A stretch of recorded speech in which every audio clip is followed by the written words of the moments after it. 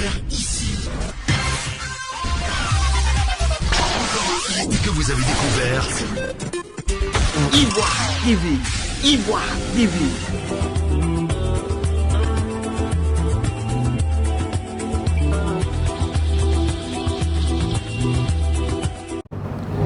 Il fait partie de ces Ivoiriens de la diaspora qui ont favorablement répondu à l'appel du chef de l'État, Alassane Ouattara, invitant les Ivoiriens de l'étranger à venir investir sans crainte dans leur pays. Venu investir dans le secteur de l'hôtellerie, tout ne s'est pas toujours bien passé pour lui dans le conflit qui l'oppose actuellement au sénateur d'Agboville, Ekissi Béou. Depuis 2 ans, cette affaire est pendante devant les juridictions compétentes. Chers téléspectateurs d'Ivoire TV.net, bonjour.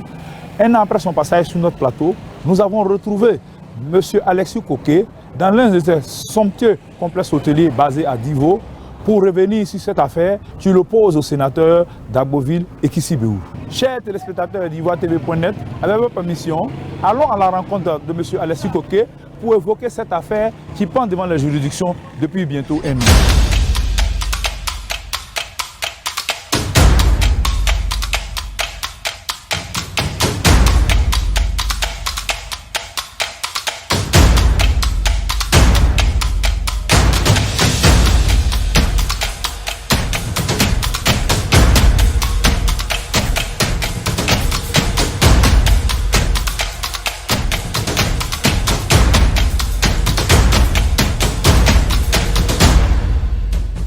Qui est M.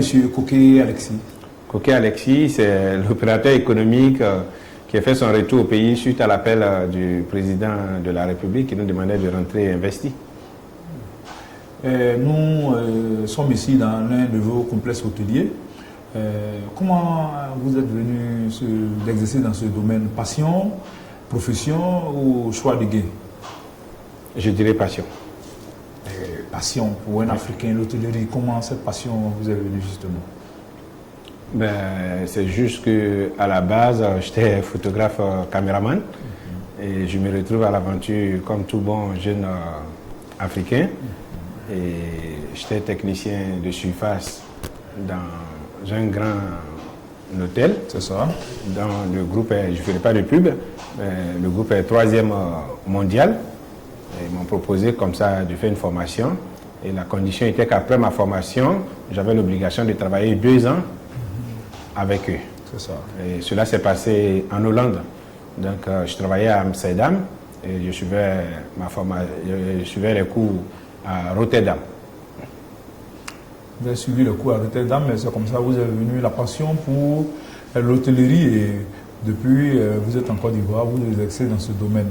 Mais convenez avec nous que tout ne s'est pas bien passé. Votre première expérience était à Beauville, où vous avez essayé d'investir dans l'hôtellerie. Là, vous êtes entré en conflit avec le sénateur d'Agboville, le vénérable Ekissi Béou. Pouvez-vous revenir sur cette affaire encore? Oui, naturellement, c'est mon quotidien. De revenir déçu. Mais juste pour vous prendre le mot, c'est 3e expérience parce que je suis rentré en Côte d'Ivoire, je me suis construit un hôtel à Yopougon CDC Lem, juste en face de la mairie technique. Et après ça, je me suis aventuré à la reprise d'un hôtel à Toumoudi, ce que j'appelle le Coquet Toumoudi, qui est sur la rue Princesse à Toumoudi. Et après ça, j'étais pour les vacances de quelques jours en France, précisément au mois de février 2019, quand j'ai eu le coup de fil d'une agence immobilière, SAM Multiservice, 6 à Yopougon Sipores, qui me faisait la proposition de 2 hôtels à louer à Beauville. Je suis rentré de toute urgence, je me suis précipité d'aller sur les lieux. Et après, le propriétaire qui se présente à moi, c'est le sénateur d'Agboville, M. Ekissi Béou. Nous avons discuté, nous sommes tombés d'accord sur les principes, mais chaque jour qui passait, monsieur ne sortait que du nouveau, jusqu'à ce que je me rende compte que l'hôtel que monsieur m'a loué, où j'ai investi 100 de millions, n'était pas sa propriété, c'était plutôt la propriété de l'État de Côte d'Ivoire. Voilà un peu ce que je peux vous résumer.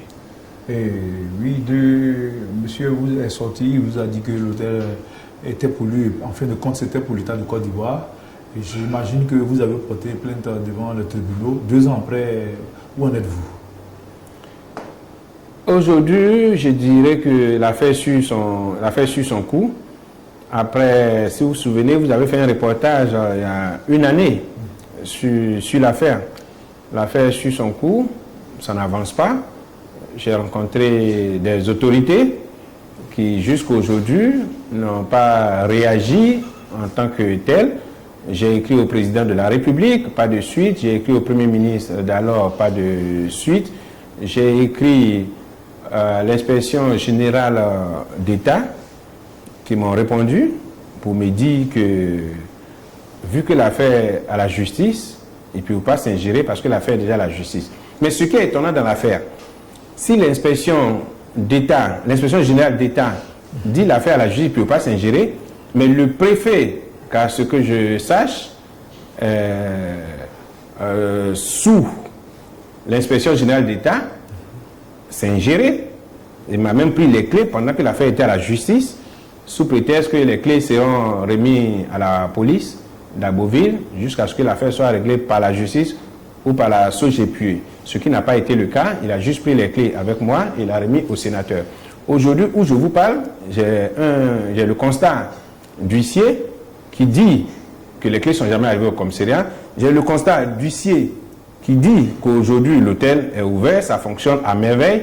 Le sénateur et le préfet d'Aboville Coulibaly Sendou, ils font de ça leur affaire pendant que moi je ne suis pas remboursé d'un centime. Et comment vous pouvez comprendre que c'est moi qui investis mon argent et c'est le préfet et le sénateur qui en fait leur affaire?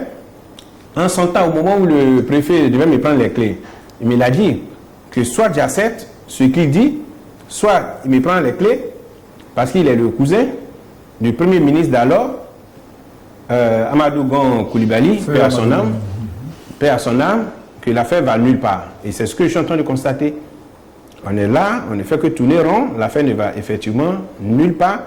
Et moi, mon investissement, donc, le préfet et le sénateur en jouit de mon investissement. Monsieur Kouké, vous avez dit que l'affaire ne va nulle part. Vous avez le sentiment que cette affaire a des relents politiques ou bien des ramifications politiques, ce qui fait que ça bloque depuis? Honnêtement, je ne saurais vous le dire. J'apprécie juste les dits du sénateur et les dits du préfet. Le sénateur m'a déjà dit qu'il est sénateur et que l'affaire n'ira nulle part. Le préfet m'a dit qu'il est le cousin du premier ministre, feu Amadou Gon Coulibaly. Et au moment des faits, c'est Amadou Gon Coulibaly qui était le premier ministre de la République. Et effectivement, l'affaire ne va nulle part. Donc, pour répondre à votre question, je ne saurais apprécier. J'apprécie juste les dits des deux personnes. Parce que je ne peux pas comprendre qu'un préfet qui est le représentant du président de la République, dont un problème qui est au tribunal, devant les juridictions compétentes, prend une décision de fermer pour éviter les troubles à leur public, d'après ses dits, d'après ce qu'il a écrit. Et les clés se retrouvent le lendemain dans les mains du sénateur. Et le sénateur, l'hôtel est ouvert. Les deux gèrent ça, c'est leur affaire privée. Et une chose que je vais vous dire, sur l'hôtel, le sénateur, a déjà escroqué même l'État de Côte d'Ivoire. Escroquer, ce n'est pas trop fort? C'est pas fort. J'ai les documents sur ce que je dis, je vous ai donné des copies. Il s'est fait dédommager comme quoi les FRC ont dormi dans son hôtel pendant la crise à hauteur de 923 millions de nos francs. Ce qui est anormal, parce que c'est un bien de l'État. J'ai même les documents. J'ai les documents de vente entre l'État de Côte d'Ivoire et Georgette Ekra, qui était propriétaire. L'État de Côte d'Ivoire l'a acquis depuis 1998. J'ai les documents qui l'attestent.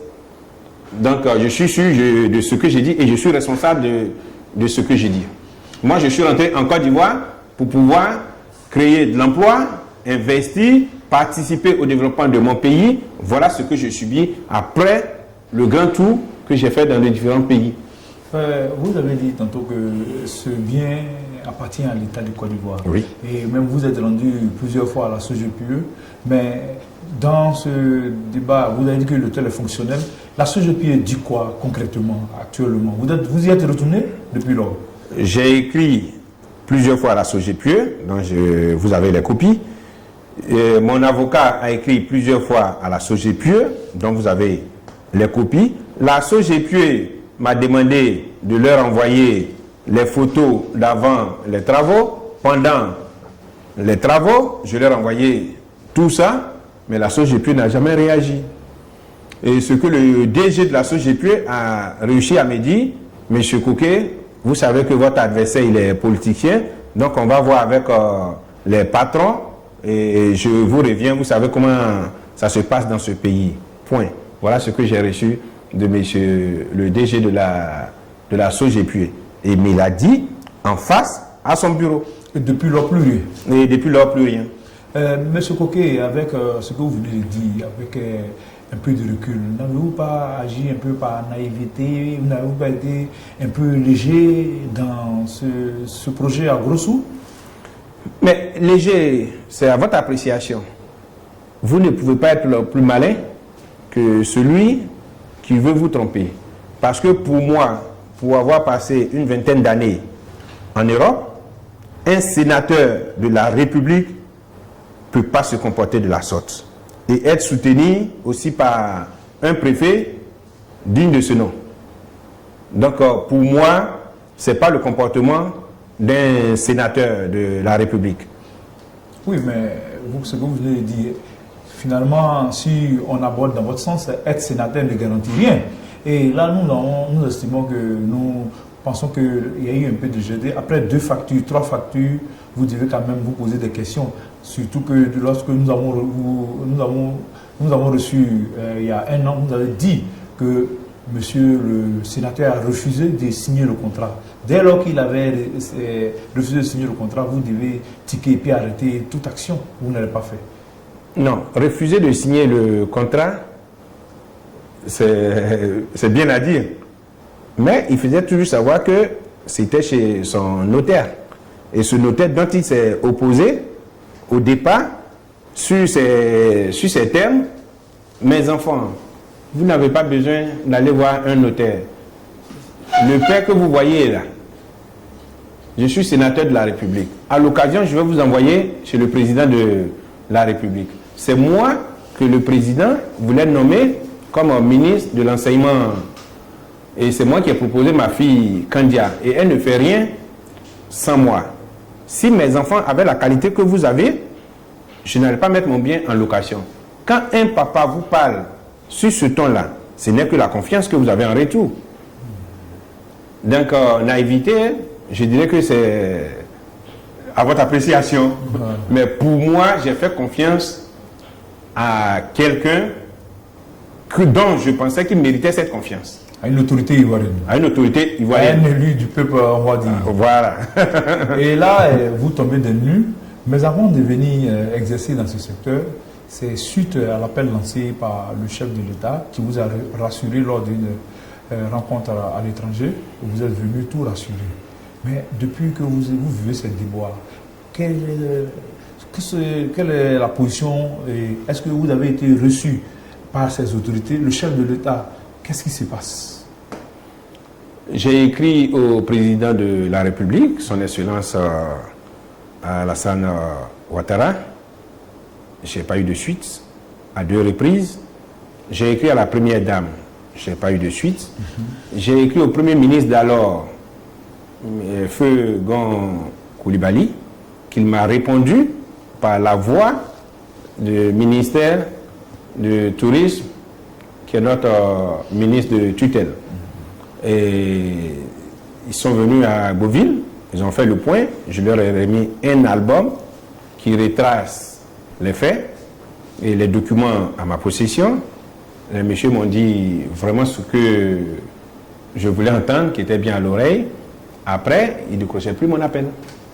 Et par la suite, ça me revient comme quoi, les mêmes qui leur ont confié le dossier, c'est les mêmes qui leur ont dit d'enlever le pied sur l'accélérateur. Point. Donc depuis lors, vous êtes là, Silence Radio. Je suis là depuis lors, Silence Radio.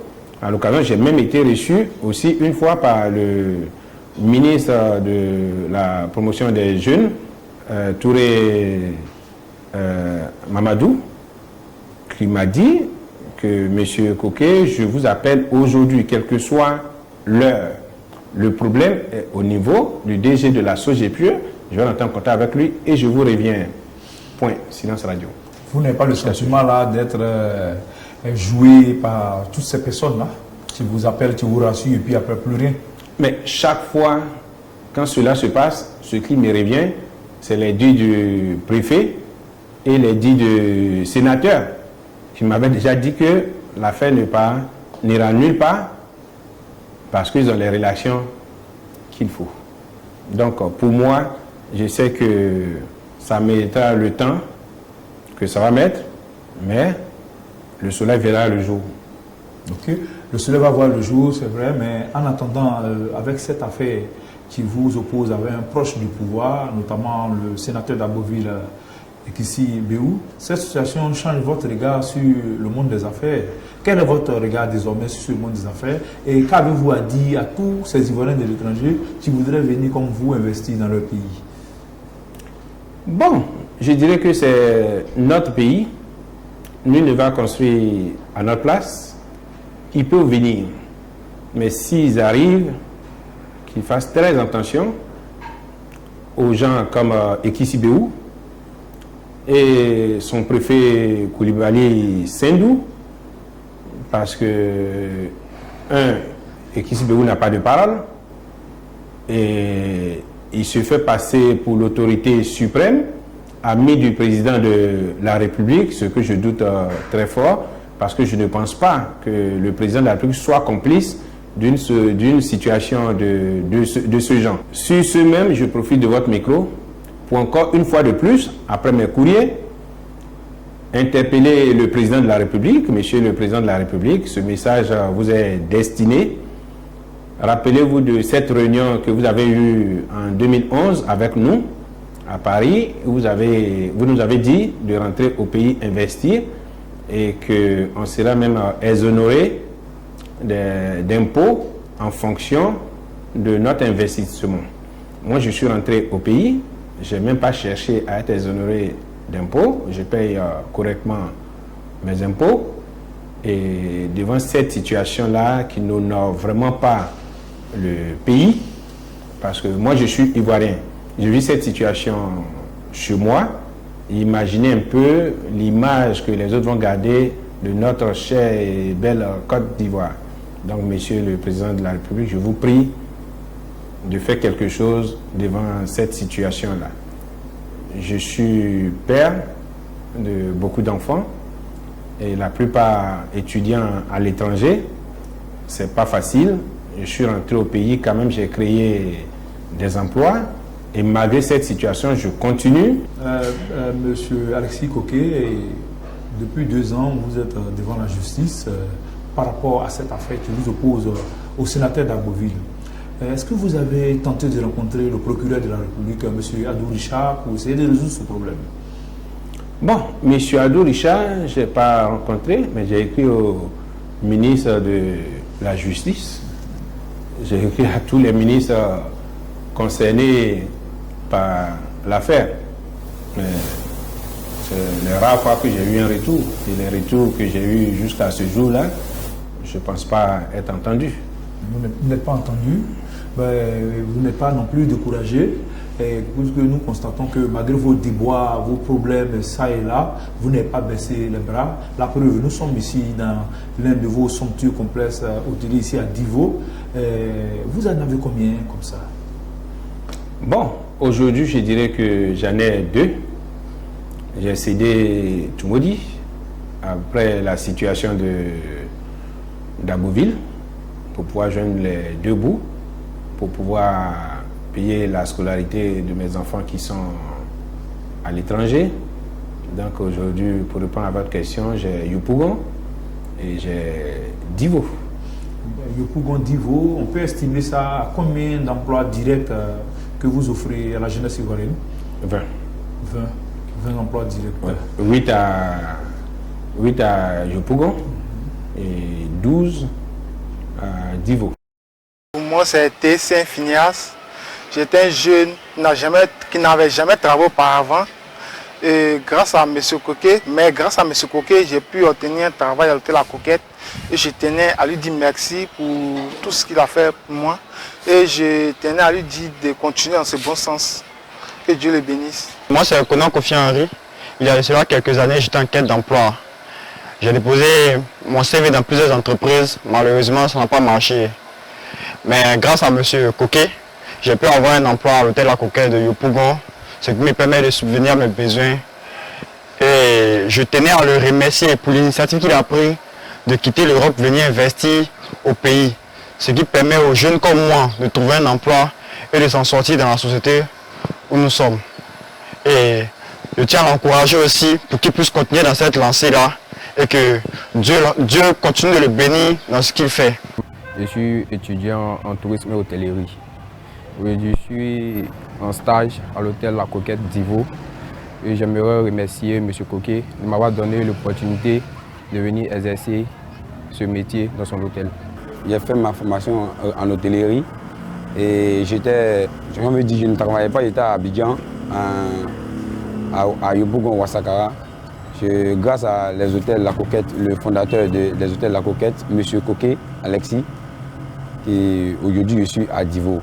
Et il m'a nommé comme responsable du personnel des hôtels La Coquette de Divo et en même temps, si on veut dire, le trésorier des hôtels La Coquette de Divo. Je dis vraiment un grand merci à M. Coquet, Alexis, et c'est un monsieur au grand cœur, vraiment. Parce que dans les hôtels La Coquette, il n'y a seulement que des jeunes, honnêtement. Et ça me fait vraiment plaisir qu'il ait ce cœur et il encourage beaucoup la jeunesse à travailler. Je tiens à ce que les autorités compétentes, les autorités l'encouragent à avancer dans son initiative. Je suis la directrice des hôtels La Coquette de Divo. Après mon BTS, M. Coquet, Kwame Luc Alexis, m'a grandement ouvert ses bras en me nommant directrice des hôtels La Coquette de Divo. Je tenais grandement à lui dire merci parce que ce n'est pas permis à tout le monde, après le BTS, d'être employé. À mon si jeune âge, en tout cas, c'est quand même une fierté pour moi de diriger cette entreprise. Je tenais à lui dire infiniment merci. Merci de m'avoir fait confiance. J'exhorte les autorités à l'encourager, à le soutenir, à embaucher les jeunes qui sont en quête d'emploi. Nous avons constaté lors des visites de ces différents sites que vous faites beaucoup confiance à la jeunesse. C'est votre politique managériale? Ah mais oui, une des raisons pourquoi je suis rentré au pays. Ici, par exemple, ma directrice a 22 ans, la directrice de La Coquette d'Ivo. Elle a 22 ans, c'est Miss Yao. J'ai eu la chance de la voir comme stagiaire quand j'étais encore à Beauville. Et elle était tellement bien que j'ai fait la promesse que si elle avait son BTS, qu'elle pouvait revenir me voir. Et elle a eu son BTS, elle revient me voir. Et là, je l'ai mis premier emploi, première responsabilité. Elle est directrice de La Coquette d'Ivo. Chers téléspectateurs d'IvoireTV.net, vous avez constaté, nous sommes en compagnie de M. Alexis Coquet, qui a depuis décidé de répondre favorablement à l'appel du président Alassane Ouattara et en effectuant le déplacement en Côte d'Ivoire pour investir. Désormais, il est dans le secteur de l'hôtellerie, mais des choses qui ne se passent pas toujours bien pour lui. Il a des déboires, comme ici avec l'aventure qu'il a tentée à Beauville avec le sénateur Ekissi Blou. Tout ne se passe pas bien. Depuis 2 ans, ils sont devant la justice. Cela n'empêche pas, oui, ce jeune investisseur de croire en la Côte d'Ivoire, de croire en la justice et de continuer dans son domaine d'activité. Et il a dit, vous l'avez compris, 2 complexes hôteliers. Il a dû même céder celui de Democro. Non, de Toumoudi. Excusez-moi, il a dû même CD, celui de Toumbodi, relativement au problème vécu avec monsieur le sénateur d'Agboville. Et à Guingamp aussi, j'étais en chantier et j'ai été obligé de céder. Ok, merci encore. Nous allons aborder un autre point de notre entretien. Outre l'hôtellerie, monsieur Koké, vous êtes aussi dans d'autres activités telles que le social, les actions caritatives. Pouvez-vous en parler un peu à nos chers téléspectateurs? Ben oui. Là, vous touchez un sujet qui me redonne le sourire. Pour moi, c'est avec envie et plaisir de partager. Je suis né musulman, mais dans mes actes, je suis un peu plus rasta. Donc, qui dit rasta, pas de l'esprit de partage. Mon contrat avec Dieu, c'est ne pas faire couler les larmes d'autrui. Et pour toute personne qui vient taper à ma porte, si j'ai la solution à son problème, c'est que c'est un problème réglé d'avance. Je vous fais une confidence. Allez-y. Depuis que je suis ici à Divo, et je le dis sur votre antenne, la personne qui dit le contraire, qu'il fasse le démentir. Pour tous ceux qui sont passés ici pour demande d'emploi, sont partis avec au moins un billet de 5 000, même quand je n'ai pas d'emploi pour eux. Quand je ne peux rien, je leur dis, je ne peux rien, je n'ai pas de boulot pour vous. C'est votre philosophie Rasta qui fait ça. Ça, c'est ma philosophie. Et je le dis parce que je suis sûr de ce que j'ai dit, je le dis sur vos antennes. Et si démenti, il y en a que la personne fasse. Je mets tout le monde au défi. Pour tous ceux qui sont passés ici, pour demande d'emploi, qui m'ont trouvé sur place, même bien que je n'ai pas d'emploi, pour eux, sont repartis avec au moins un billet de 5 000 francs CFA.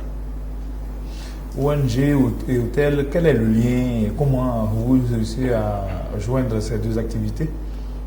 Mais vous savez, comme vous voyez le logo des hôtels à Coquette, au milieu, vous voyez le groupe GOX. L'ONG, c'est GOX au cœur d'ange.